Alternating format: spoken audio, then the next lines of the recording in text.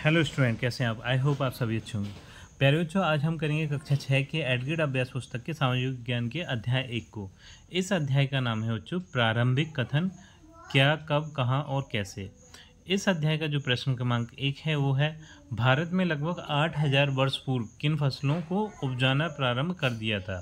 तो ये थी बच्चों गेहूँ और जौ। प्रश्न क्रमांक 2 है, प्राचीन भारत में सामान्य जन द्वारा कौन सी भाषा सामान्य रूप से प्रयोग की जाती थी?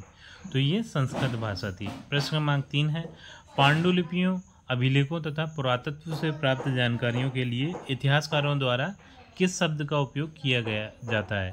तो ये बच्चों स्रोत, यानी बी वाला आपका उत्तर सही है। प्रश्न क्रमांक 4 है, गंगा नदी के दक्षिण में विशाल प्राचीन राज्य था? तो ये था मगध। प्रश्न क्रमांक 5 है, ताड़पत्र से बनी पांडुलिपि लगभग कितने वर्ष पहले लिखी गई थी? तो ये लगभग 1000 वर्ष पहले लिखी गई थी। प्रश्न क्रमांक 6 का ए है, ईसा पूर्व और ईस्वी का संबंध डैश के जन्म से है? तो ये ईसा मसीह के जन्म से है। बी है, इंडिया शब्द इंडस से निकला है जिसे संस्कृत में डैश कहा जाता है? तो इसे सिंधु कहा जाता है। सी है, सतपुड़ा तथा विंध्य पहाड़ियों के बीच से होकर डैश नदी बहती है? तो नर्मदा नदी बहती है। डी है, लगभग 1000 वर्ष पहले किताब बनाने के लिए डैश के पत्तों का उपयोग किया जाता है? तो ये ताड़ के पत्तों का उपयोग किया जाता है। ई है, कृषि का आरंभ लगभग 7000 से 13000 ईस्वी वर्ष पूर्व हुआ था, यानी ईसा पूर्व हुआ था। ठीक है, इतने साल पहले कृषि का प्रारंभ हुआ था।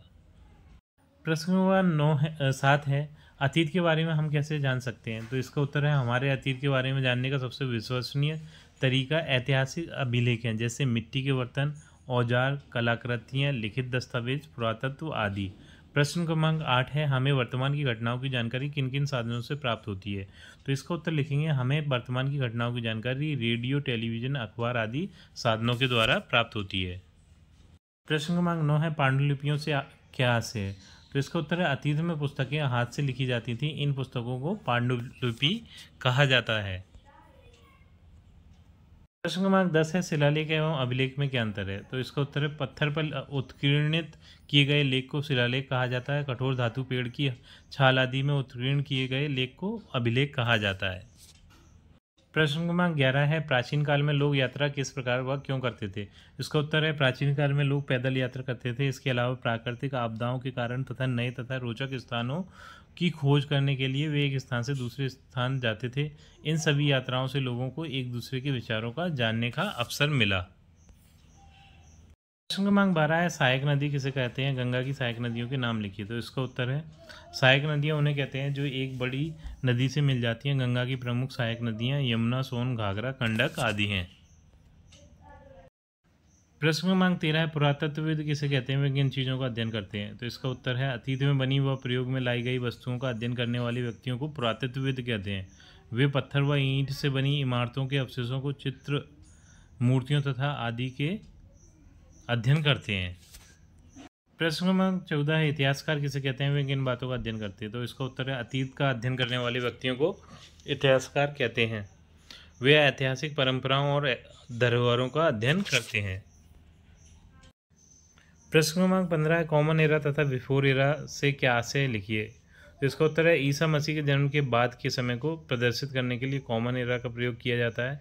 ईसा मसीह के जन्म के बाद के समय को अभिव्यक्त करने के लिए बिफोर एरा का प्रयोग किया जाता है। तो ये बाद से काट के ये पहले कर लीजिएगा, पहले।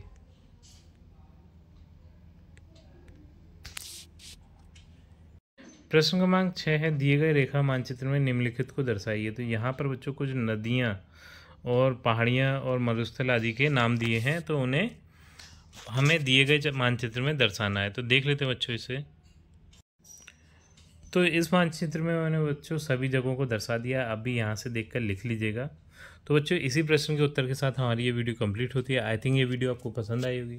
यदि वीडियो आपको पसंद आई तो वीडियो को लाइक करिए, चैनल को सब्सक्राइब करिए। आपसे मिलते हैं अपनी अगली वीडियो में।